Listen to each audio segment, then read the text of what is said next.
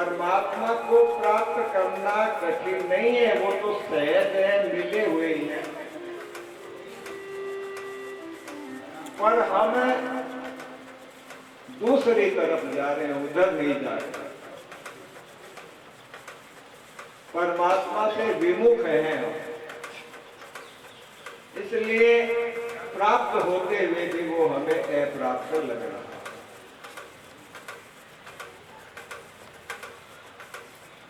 एक रजब नाम के भक्त थे, तो वो दादू दयाल के शिष्य थे।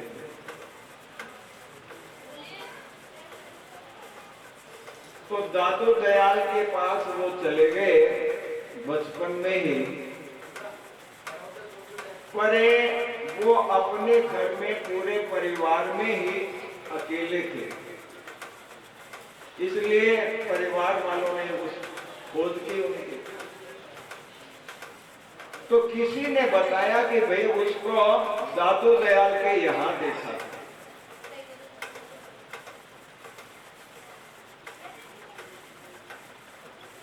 तो वहां घर वाले गए, दादू दयाल जी उस समय थे नहीं, तो वो उस बालक को रजब को लेकर आ गया। अब घर वालों ने सोचा कि इसका विवाह कर दिया जाए, नहीं तो हो सकता है दोबारा भाग जाएगा। तो उनका लड़की देखकर विवाह निश्चित कर दिया गया। संयोग ऐसा बैठा कि धनवान परिवार के थे वो, और उनके जो वर यात्रा थे वो हाथी के ऊपर बिठाकर निकाली जा रही थी। सायंकाल की वेला थी, इधर से वो हाथी पर बैठा जा रहा था और उधर से दादू दयाल आ रहे थे। तो दोनों की आंखें मिल गई संयोग से। तो दादू दयाल जी ने पहचान लिया कि अरे ये तो रजब हमारा शिष्य है। तब वो बोले कि रजब तेने गजब कियो और माथे बांधो मोड़, आयो थो हरि भजन ने हर करो नरक ने ठोड़। कि अरे तू तो सब कुछ छोड़ के मेरे पास आ गया,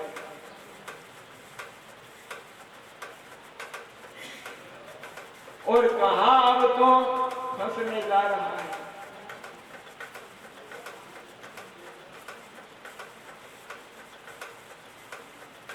तो रजब से रहा नहीं गया, रजब झट से हाथी पर से नीचे कूद पड़ा और दादू दयाल जी के चरण पकड़ लिए कि गुरु जी कैसे बचा लीजिए। अब वहां पर लोगों ने देखा कि भाई इसकी इच्छा नहीं तो क्यों आप जबरदस्ती करते हो, किसी और का विवाह करते। तो लोगों ने समझाया तो वो मान गए और उन्होंने दूसरे का विवाह कर लिया और रजब दादू दयाल जी के साथ। अब रजब बहुत अच्छे भक्त हुए, उनके कई पद भी हैं। दादू दयाल जी का जब अंत समय आया शरीर त्यागने का, तो दादू दयाल जी के नेत्रों से अश्रु बह गए। तो रजब ने कहा कि महाराज आपने हमें तो ये उपदेश दिया और आप अब शरीर छूट रहा है तो आप आंसू बहा रहे हैं, ये क्या बात। तो दादू दयाल जी कहने लगे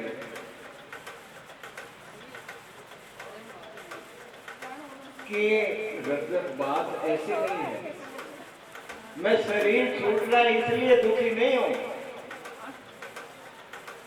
तो बोले किस लिए दुखी हो? बोलो दादू जैसा नाम था और वैसा लीना नाय, देह हलावा हो रहा होश रही मनमाय। कि जैसा भगवान का नाम था ना, उसको स्मरण करने में जो आनंद आ रहा था तो वो आनंद में उतना ले नहीं पाया।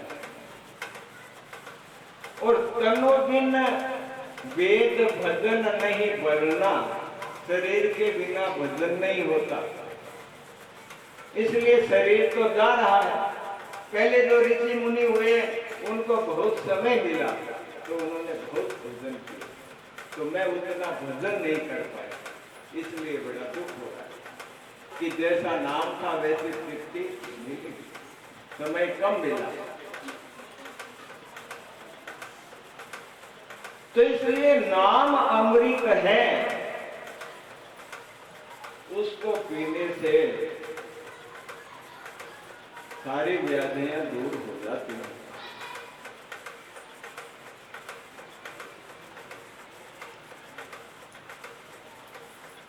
तो पहले व्यक्ति को जितेंद्रिय होना चाहिए।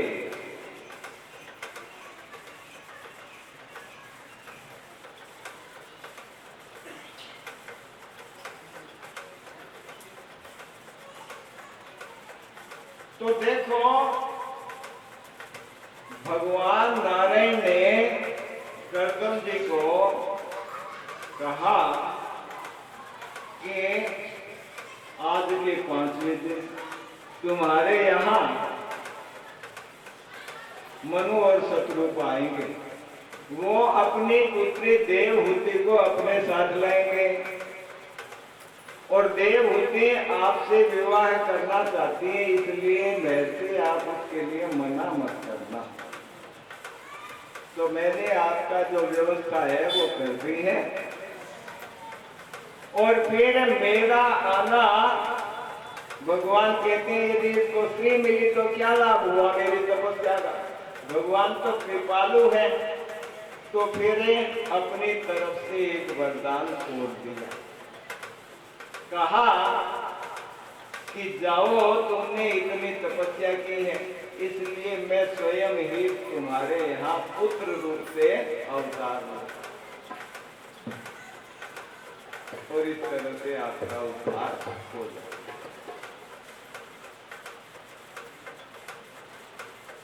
तो भगवान की आराधना से जीव का उद्धार हो जाता है। अब समय आने पर मनु शत्रुपा अपनी पुत्री को लेकर आए, तब ऋषि ने उनका आदर सत्कार किया और मनु ने बतलाया, राजर्षि मनु ने, कि ये मेरी पुत्री देवहूति उत्तानपाद और प्रियव्रत की बहन है, आपसे विवाह करना चाहती है। और मैंने सुना है कि आप कोई नैष्ठिक ब्रह्मचारी तो है नहीं, आजीवन ब्रह्मचारी रहने वाले नहीं है, इसलिए यदि आपको ये स्वीकार हो तो। तब कर्दम ऋषि ने कहा कि मुझे विवाह तो स्वीकार है, पर मेरी एक शर्त है। बोले क्या शर्त है? बोले मैं गृहस्थ में तब तक रहूंगा जब तक संतान उत्पन्न नहीं हो। संतान उत्पन्न होने के बाद मैं संन्यास ग्रहण कर लूंगा। अब राजा ने अपनी पुत्री की तरफ देखा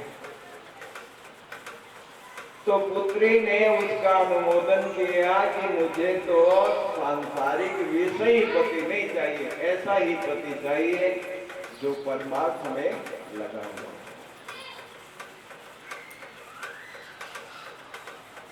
देखो पति और पत्नी है ना, इनमें कई बार क्या है कि 36 का आंकड़ा होता है।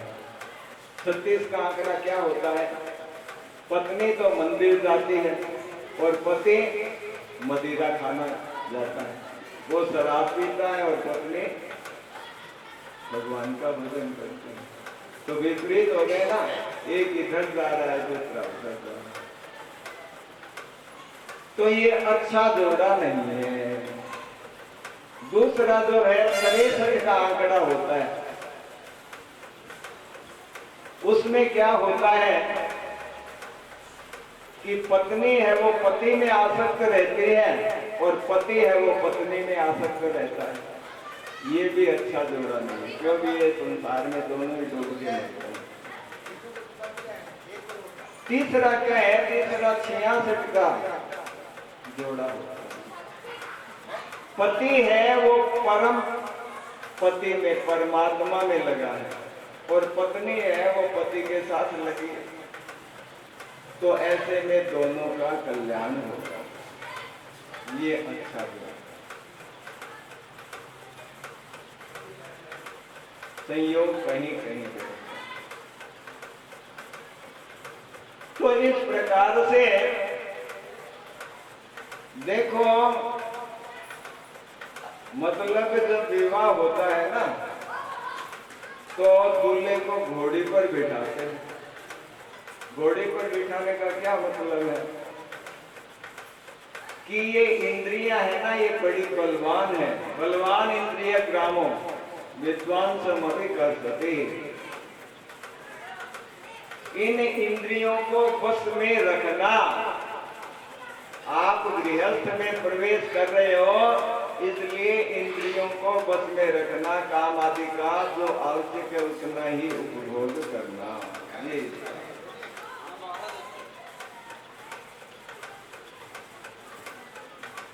तो देवहूति जी ने स्वीकार कर लिया।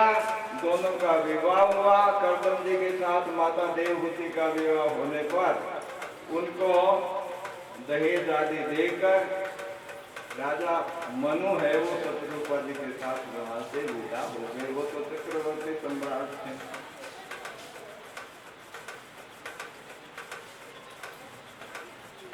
देखो, ये जो राजा लोग होते थे ना, इनकी बहुत सी पुत्रियों का विवाह है ऋषियों से हुआ है। क्यों हुआ है? कि जो विवाह होता है उसमें वर की पूजा की जाती है, और चक्रवर्ती सम्राट है ना, वो किसी राजा को अपने से बड़ा समझता नहीं, इसलिए उसकी पूजा कैसे करे? पर वो ऋषि की पूजा तो करता है, इसलिए वो अपनी पुत्री ऋषियों को दे देते। वो उनके लिए पूज्य थे। इस प्रकार से जब दोनों का विवाह हुआ तो महर्षि कर्दम तो तपस्या में ही रत रहते थे। आदत होती है ना। तो देवहूति जी ने बहुत समय तक उनके सेवा शुश्रूषा की। इतनी सेवा की कि उन्होंने अपने तन की सुध बुध भुला दी। केस थे वो ऋषियों की तरह से लटा बन गए, जटा बन गए, और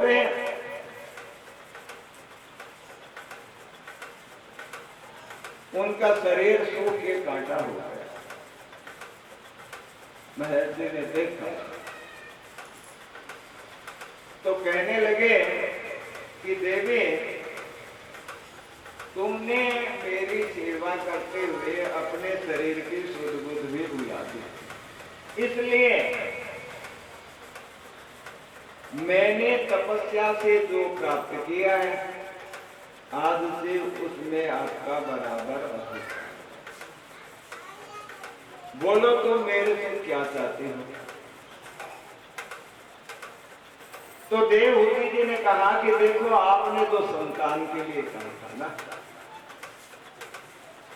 विवाह का अर्थ यही होता है, फल यही है संतान, इसलिए मैं ऐसा चाहती हूँ। पर मेरा शरीर इस योग्य भी नहीं है। तो महर्षि कर्दम ने कहा कि आप इस सिद्ध सरोवर में स्नान कीजिए। तो जैसे ही देवहूति जी सिद्ध सरोवर में स्नान करने के लिए प्रविष्ट हुई तो वहां बहुत से सुंदरियां उपस्थित हो गई। उन्होंने उनको बहुत अच्छी तरह से स्नान करवाया, वस्त्र पहनाए और उसको सज्जित बनाया। कर्दम जी ने अपने तपोबल से एक दिव्य विमान बनाया। उस विमान में सब साधन सामग्रियां उपस्थित थी, सेविकाओं के साथ, और अलग अलग भवन बने हुए थे। बहुत बड़ा दिव्य विमान था, इच्छा अनुसार चलता था।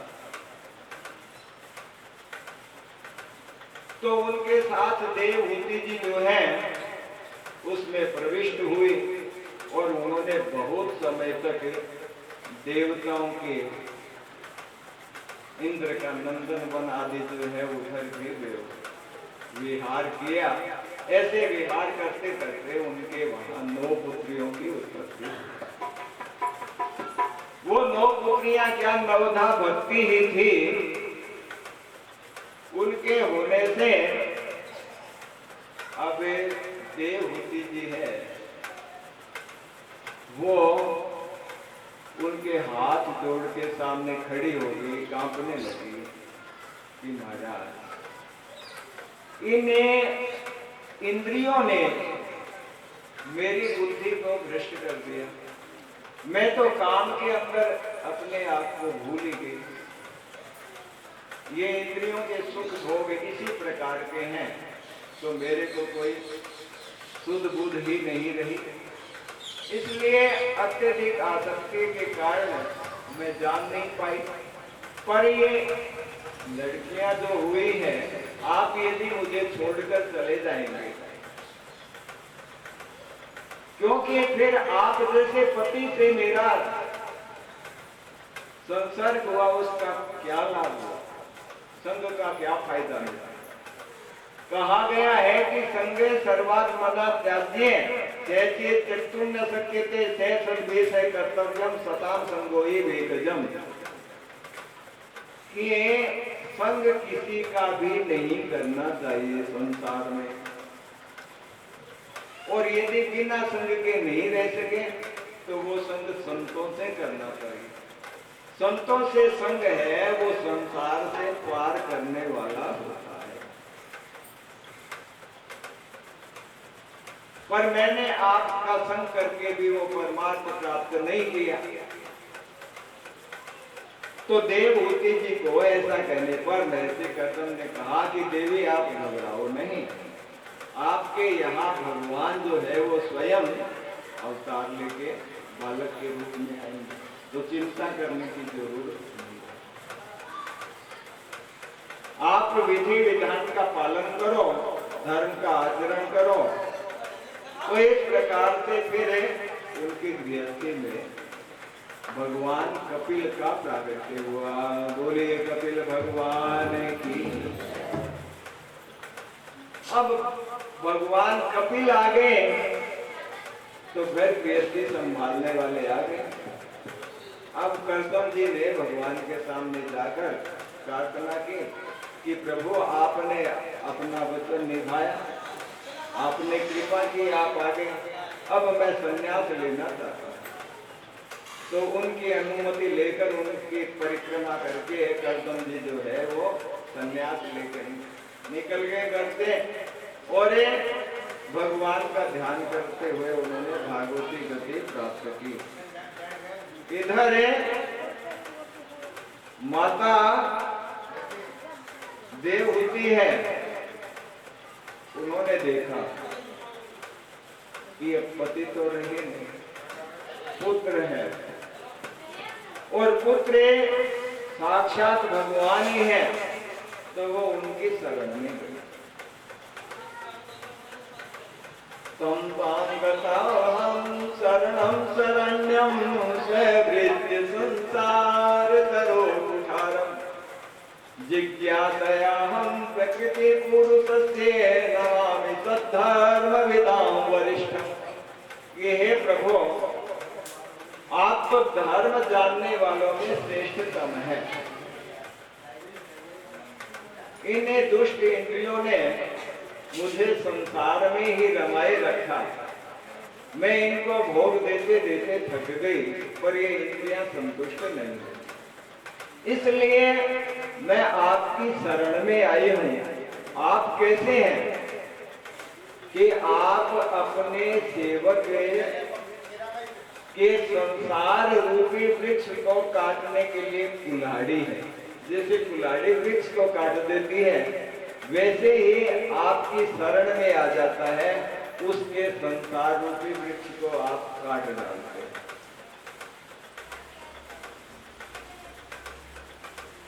इस प्रकार माता की जब शरण में आए और प्रार्थना की, तो भगवान ने उन्हें मुक्ति का रहस्य बतलाया। वो हम सुनेंगे। एक बार हम थोड़ा कीर्तन सुन लेते हैं।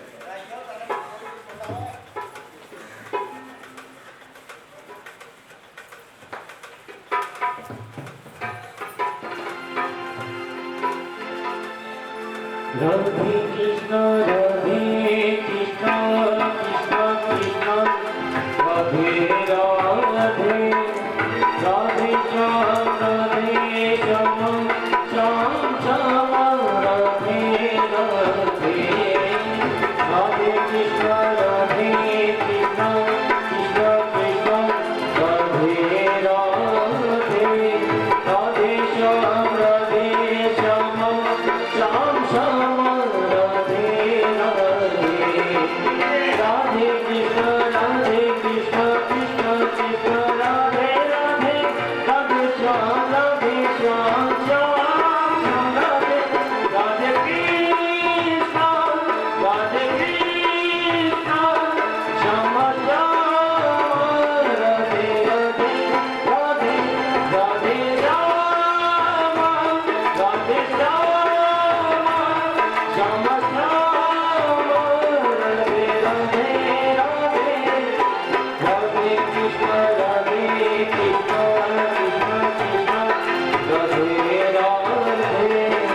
राधे श्याम श्याम श्याम राधे राधे राधे कृष्ण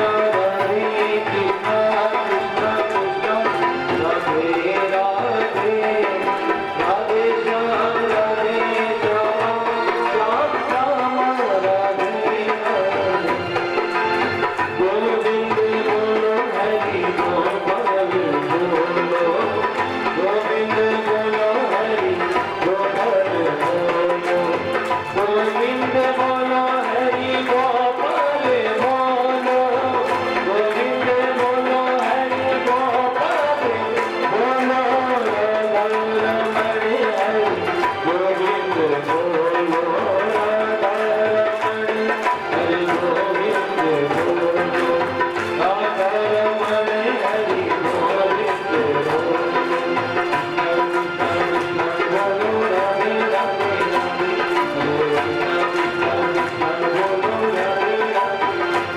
बोलो कृष्ण कृष्ण कृष्ण बोलो राधे राधे राधे बोलो कृष्ण कृष्ण कृष्ण बोलो राधे राधे राधे बोलो कृष्ण कृष्ण कृष्ण बोलो राधे राधे राधे बोलो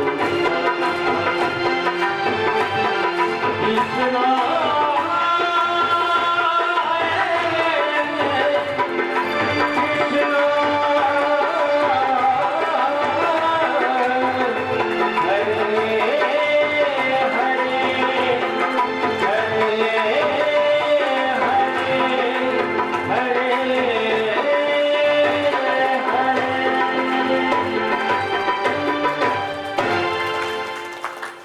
बोलिए सच्चिदानंद घन भगवान। आगे माता देवहूति के कहने पर कर्दम ऋषि के पुत्र भगवान कपिल जो हैं वो कहने लगे, चेत खलवत्य बंधाय मुक्तये चात्मनोमतम् गुणेषु सक्तं बंधाय रतं वा पुंसि मुक्तये।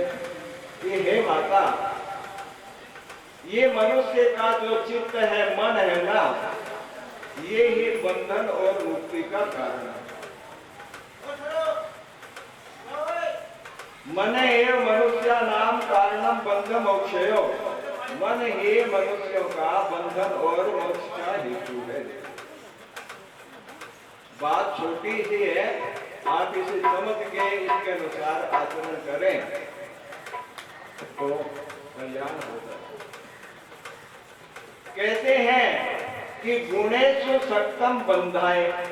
जब ये मन संसार में आसक्त हो जाता है, करने वाले कौन हो? आप ही हो। आप ही इसको संसार में आसक्त करते हो। शरीर जड़ है, आप चेतन हो। शरीर कभी नहीं कहता कि मैं आपका हूं, पर आप शरीर को कहते हो मैं मेरा। परिवार को मेरा कहते हैं, जड़ को चेतन मैं कह रहा हूं।